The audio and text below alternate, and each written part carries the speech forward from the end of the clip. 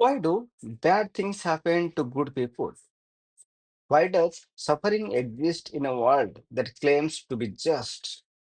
Why do innocent children die? Why do natural disasters destroy lives? Why does cruelty seem to go unpunished?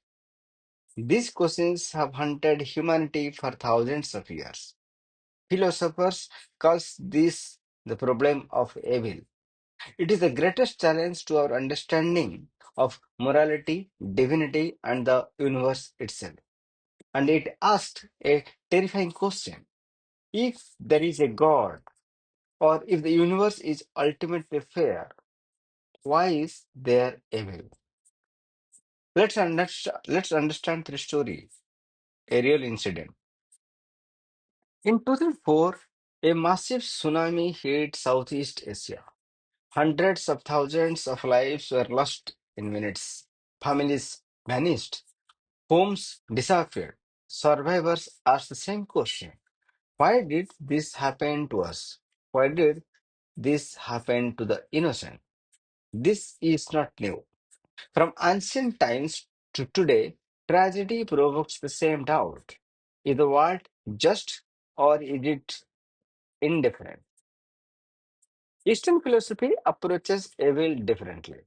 In Hinduism and Buddhism, evil is often seen as a consequence of ignorance and karma. Suffering is part of samsara, the cycle of birth, death, and rebirth. The Buddha taught life contains suffering. Suffering comes from attachment and desire. Suffering ends when attachment ends. Evil is not punishment from God.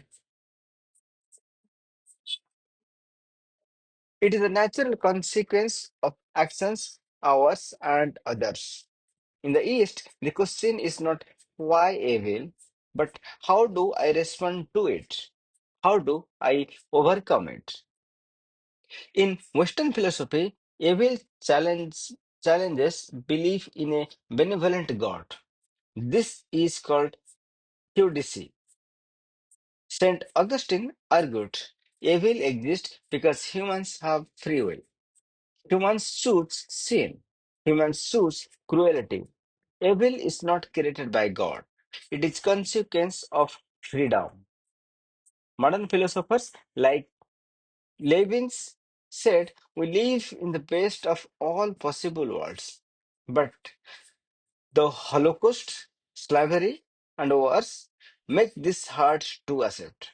Western thought often sees evil as a moral puzzle, something to explain rationally, logically, and ethically. Indigenous philosophies see evil differently. For Native Americans, harm occurs when balance is broken with nature, community, or spirit.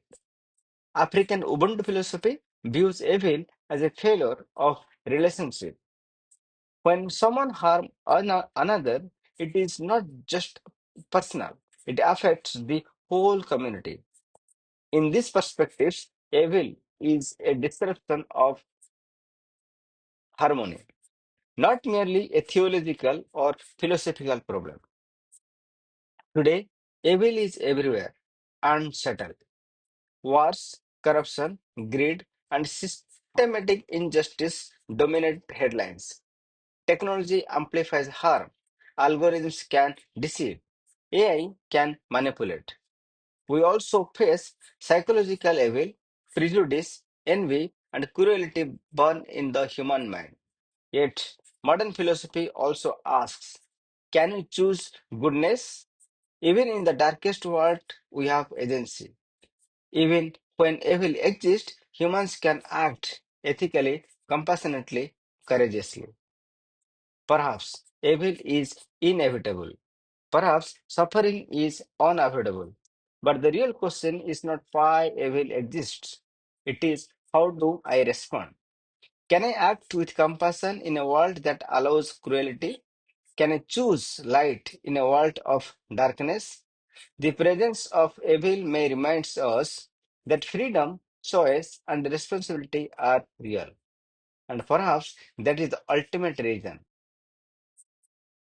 And perhaps that is the ultimate lesson. Even in the face of suffering, we can choose to be good.